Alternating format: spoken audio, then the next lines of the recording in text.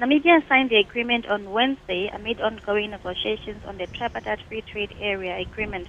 Apart from tariffs, customs, and core instruments of the TFTA that have not yet been concluded, domestic processes for legal vetting of the agreement has not yet taken place.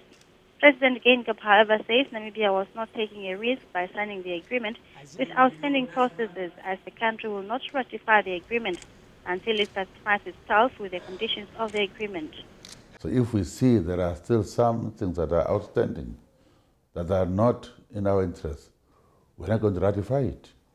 As a parliament has to say a final say.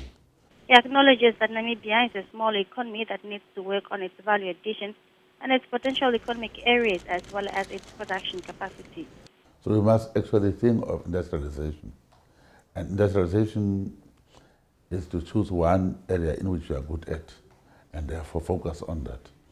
So since we have now a new industrial policy, growth at home policy, we must start to think about adding value to our own resources, even smaller ones. To remain competitive, the head of state said the country will also work with bigger economies such as South Africa.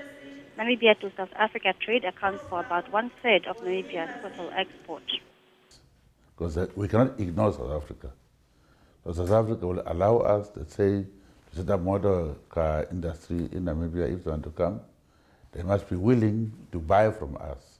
On the question as to whether the Tripartite Free Trade Area will not affect Namibia's revenue from the Southern Africa Customs Union, the president had this to say. So yes, there will be no contradiction. And we are there to see to it that our interest is safeguarded. So much so that Parliament has to ratify it, not the executive.